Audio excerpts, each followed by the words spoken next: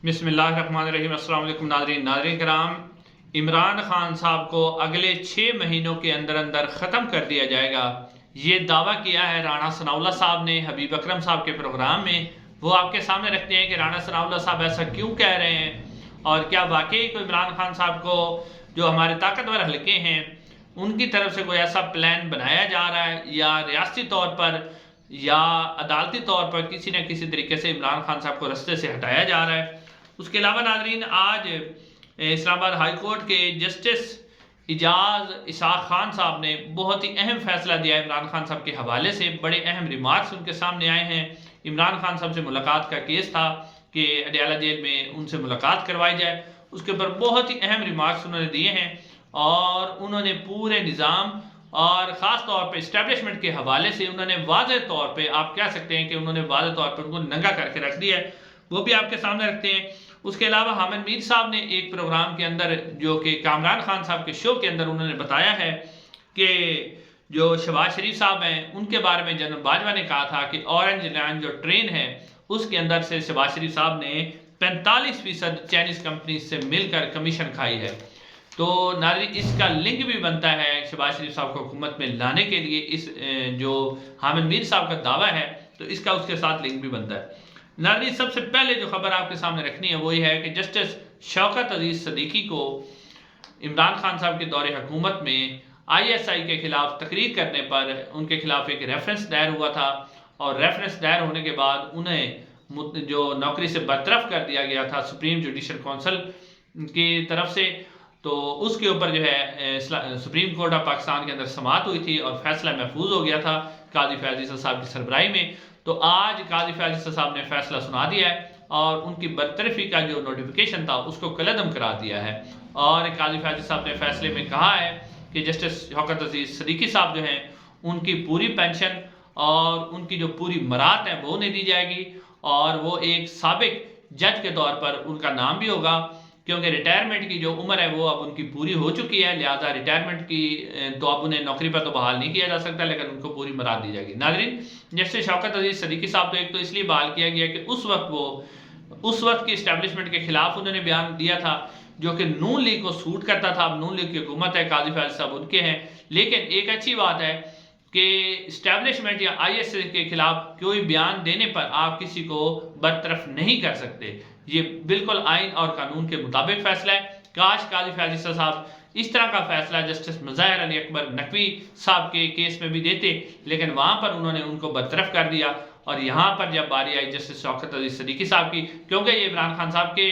ज़रा थोड़ा सा मतलब उनके दौर के थे, उनके मुखालिफ थे और उनका नुक्ता नज़र उनसे इख्तिलाफ था, तो काजी फैज़ साहब ने उनके हक़ में फ़ैसला दे दिया है। नाज़रीन, अब बात करते हैं आपके सामने राना सनाउल्लाह साहब की। राना सनाउल्लाह साहब ने हबीब अकरम साहब के प्रोग्राम में सुनो TV के ऊपर कहा है कि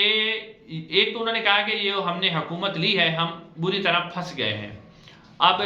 इसमें से निकलना नामुमकिन का लफ्ज़ उन्होंने कहा। राना सनाउल्लाह साहब ने मैं इस्तेमाल नहीं करता, लेकिन इस मामलात में से निकलना बहुत ही मुश्किल है और हमारे लिए ये बहुत मुश्किल दौर होगा इस हुकूमत के अंदर। जब उनसे सवाल किया गया कि आप हुकूमत के अंदर शामिल क्यों नहीं हुए, तो उसके बाद राना सनाउल्लाह साहब ने कहा कि अगले 6 महीनों के अंदर अंदर ये बात मुकम्मल तौर पर वाज़ेह हो जाएगी कि या तो इमरान खान का अगर बस चला तो हम में से कोई नहीं बचेगा और अगर हमारा बस चला तो इमरान खान नहीं बचेगा। यानी उन्होंने साथ ये भी कहा कि इधर हो जाएगा या उधर हो जाएगा। तो इसके ऊपर हबीब अकरम साहब ने पूछा कि इस इधर उधर से क्या मुराद है आपकी, तो उन्होंने कहा कि यही मुराद है क्योंकि इमरान खान जो है वो हमारे साथ नहीं बैठता, वो हमें चोर और डाकू समझता है। पुलवामा के ऊपर भी उन्होंने बात की कि आर्मी चीफ ने उसकी मनती की थी कि आप इधर आके बैठ जाए, लेकिन वो नहीं बैठा था। उन्होंने कहा कि इमरान खान के होते हुए जो है मुल्क के अंदर इस्तेकाम नहीं आ सकता, ना ही हमारा मुल्क चल सकता है। तो इधर उधर से मुराद उन्होंने कहा यही है कि अगर इमरान खान का बस चला तो हम नहीं बचेंगे और अगर हमारा बस चला तो इमरान खान नहीं बचेगा। तो फिर उनका बस तो अब चलना है क्योंकि उनकी हुकूमत है, हुकूमत के अंदर वो बैठे हुए हैं और फिर उसके बाद उनकी सारी इस्टेब्लिशमेंट जो है वो भी उनके पीछे खड़ी हुई है, बल्कि आगे खड़ी हुई है। وہ سارا کچھ وہی کروا رہے ہیں، یہ تو صرف ڈمی ایک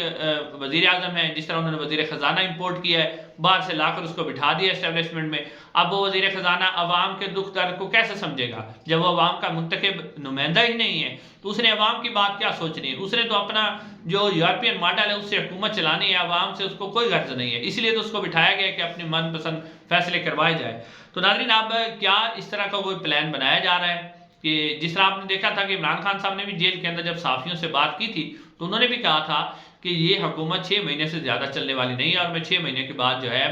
مجھے بھی امید ہے کہ میں جیل سے باہر آ جاؤں گا اور سارے معاملے ٹھیک ہو جائیں گے. تو اب کیا اس حوالے سے کوئی عدالتوں کے ذریعے یا کوئی ایسا منصوبہ یا کوئی اس طرح کا واقعہ، جس طرح ہم نے پہلے دیکھا کہ دہشت گردی کی اطلاعات کے بارے میں بتایا گیا کہ جی سیکورٹی تھریٹس بہت ہیں، اور پھر شہباز شریف صاحب جو آئے ہیں حکومت میں، جبکہ رانا ثناء اللہ صاحب کہہ رہے ہیں کہ ہم پھنس گئے ہیں کہ مشکل دور میں ہم حکومت لی، تو شہباز شریف صاحب نے کیوں حکومت لی؟ اس کا لنک اگر آپ دیکھیں تو حامد میر صاحب کا ایک بیان ہے، اس سے اگر آپ دیکھیں تو آپ کو واضح ہو جائے گا کہ شہباز شریف صاحب کو حکومت میں کیوں لایا گیا ہے. ناظرین حامد میر صاحب کہتے ہیں کہ جنرل باجوہ صاحب نے میرے سمیت، وہ کہتے ہیں کہ میں بھی تھا، یہ انہوں نے کامران خان صاحب آج کامران خان صاحب کے پروگرام میں کہا ہے کہ جنرل باجوہ صاحب نے میرے سمیت 5 سے 6 صحافی موجود تھے جن کی موجودگی میں انہوں نے کہا تھا کہ یہ جو اورنج لینڈ ٹرین کا منصوبہ ہے لاہور کے اندر، شہباز شریف صاحب نے چینی کمپنی کے ساتھ مل کر اس میں 45% کرپشن کی ہے. جی ہاں ناظرین، اگر یعنی آپ اندازہ کریں کہ اگر 1 کروڑ کا منصوبہ ہے تو 50 لاکھ جو ہے وہ شہباز شریف صاحب نے لیے ہیں، یہ حامد میر صاحب کے بقول، اور وہ کہتے ہیں کہ انہیں جنرل باجوہ صاحب نے بتایا تھا. اب ناظرین ایک بندہ جو کہ 45% کرپشن صرف اورنج ٹرین میں کر چکا ہے، پھر اس کو نیٹ اینڈ کلین کیا گیا، اس کی دھلائی کی گئی، اس کو صاف کیا گیا، صاف ستھرا کر کے پہلے بھی 16 مہینے اسے وزیر اعظم بٹھا دیا گیا، اور اب دوبارہ جو ہے اسے وزیر اعظم بنا دیا گیا نواز شریف صاحب کو کک مار کے. تو ناظرین وہ اس لیے بٹھایا گیا ہے کیونکہ وہ کرپٹ ہے، اس کی جو ڈوری ہے وہ ان کے ہاتھ میں ہے، اس کی کرپشن کی کہانیاں کسی وقت بھی وہ کھول سکتے ہیں. اگر وہ تھوڑا سا ادھر ادھر دیکھے گا تو اب وہ حکومت مشکل بھی تھی، پتہ ہے کہ IMF نے جو شرطیں لگائیں، ٹیکس بڑھنا ہے، پیٹرول کی قیمت بڑھنی ہے، مہنگائی کا طوفان آنا ہے، لیکن پھر بھی شہباز شریف صاحب نے حکومت قبول کی. تو اس کی وجہ یہ ہے کہ اسٹیبلشمنٹ کے پاس شہباز شریف صاحب کی کرپشن کے مکمل ثبوت ہیں. جیسے کہ آپ کہہ رہے ہیں کہ اورنج لینڈ ٹرین کے اندر 45% کرپشن، یعنی آدھے پیسے شہباز شریف صاحب نے کھائے ہیں. اور اتنی بڑی جب کرپشن ہوگی تو اس طرح کا بندے کو آپ جو کہیں گے وہ وہی کرے گا. تو اب شہباز شریف صاحب کا حکومت میں بیٹھنا، پھر وہ کسی بھی قسم کا فیصلہ کر سکتے ہیں، وہ ہر فیصلہ کریں گے جو انہیں حکم دیا جائے گا، وہ خود کچھ نہیں کر سکتے کیونکہ وہ کرپٹ ہیں. ان کی کرپشن کے کیسز بند کروائے گئے، انہیں نیٹ اینڈ کلین کیا گیا، اور تو وہ آپ کیس دوبارہ بھی کھول سکتے ہیں. لہٰذا آپ اگر اس بات کو اس کے ساتھ کنیکٹ کریں کہ رانا ثناء اللہ صاحب جو کہہ رہے ہیں کہ اگلے 6-7 مہینے میں، تو پھر شہباز شریف صاحب جو بیٹھے ہوئے ہیں، تو آپ اس بات سے اندازہ کر سکتے ہیں کہ یہ حکومت کس قدر تک چلنے والی ہے اور کیسے اس کو چلایا جائے گا. اب ناظرین آخر میں آپ کے سامنے جو خبر رکھنی ہے وہ بڑی اہم خبر ہے. جسٹس اعجاز اسحاق خان جو کہ جج ہیں اسلام آباد ہائی کورٹ کے، یہاں پر عمران خان صاحب کے وکلا نے، جس میں شیر افضل مروت صاحب بھی، انہوں نے درخواست کی تھی کہ عمران خان صاحب سے ملاقات کروائی جائے. تو اس کے اوپر جو ہے جسٹس اعجاز اسحاق خان صاحب نے اڈیالہ جیل کے جو سپرنٹینڈنٹ ہے انہیں کہا کہ آپ جب تک سیکورٹی کی صورتحال خراب ہے تو آپ ان کی آن لائن ملاقات کروا دیں. تو اس کے اوپر اڈیالہ جیل کے جو سپرنٹینڈنٹ ہے انہوں نے کہا کہ جیل مینول کے مطابق جو ہے آن لائن ملاقات کرنے کا کوئی بھی قانون موجود نہیں ہے. تو جسٹس اعجاز اسحاق خان نے کہا کہ میں نے تو خبریں میں سنا ہے کہ CM پنجاب جو ہیں انہوں نے کوٹ لکھپت جیل کے اندر جو ہے وہ آن لائن ملاقات کرنے کا ایک منصوبہ تیار کیا ہے. کیا آپ کے خیال میں وہ جو انہوں نے کام کیا وہ غیر قانونی ہے؟ ایک ہی حکومت ہے اور 2 طرح کے قانون چل رہے ہیں. تو بہرحال جو اڈیالہ جیل کے سپرنٹینڈنٹ ہے انہوں نے انکار کر دیا کہ ہم ملاقات نہیں کر سکتے. لیکن جسٹس جو اعجاز اسحاق خان صاحب ہیں انہوں نے بڑے اہم ریمارکس دیے. انہوں نے کہا کہ اپنے بارے میں کہا کہ ہم بھی تو یہاں بیٹھ کر ڈرامہ ہی کر رہے ہیں، ہمیں سب پتہ ہے کہ کون کیا کر رہا ہے، جیل احکام کو احکامات کون دے رہا ہے. جیل احکام اگر وہ وہاں سے احکامات آنے بند ہو جائیں تو سارے معاملات ٹھیک ہو جائیں گے. انہوں نے کہا کہ ہم یہاں بیٹھے ہوئے ڈرامہ کر رہے ہیں اور ہمیں پتہ ہے کہ کون احکامات دے رہا ہے، اور جیل احکامات اگر وہاں سے احکامات آنے بند ہو جائیں تو ہم سارا کچھ ٹھیک ہو جائے گا. انہوں نے کہا کہ سول افسران جو ہیں وہ انہوں نے کہا کہ 200 کے قریب اگر سول افسران جو ہیں وہ غیر قانونی احکامات کو ماننے سے انکار کر دیں تو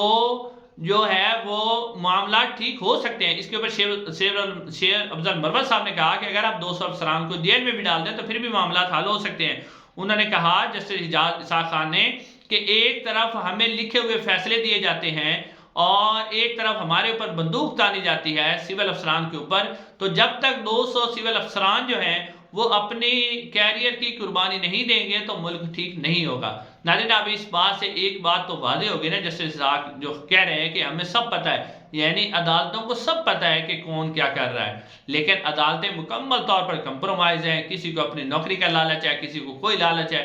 یعنی انصاف اور جو انصاف نام کی چیز ہے وہ پاکستان کے اندر موجود نہیں ہے، جس کی لاٹھی مائٹ از رائٹ کا قانون ہے۔ بس اب اس بات سے کم از کم جسٹس اسحاق خان ہیں انہوں نے اپنے ضمیر کا بوجھ ہلکا کیا ہے اور کہا ہے کہ آپ آن لائن ملاقات کروائیں، اور کہہ دیا ہے کہ احکامات جہاں سے آتے ہیں وہ ہمیں بھی پتہ ہے کہ سول بیوروکریسی اگر وہ احکامات نہ مانے تو ملک کے حالات ٹھیک ہو سکتے ہیں۔ ناظرین انشاءاللہ اگلی ویڈیو میں آپ سے ملاقات ہوگی۔ السلام علیکم ورحمۃ اللہ۔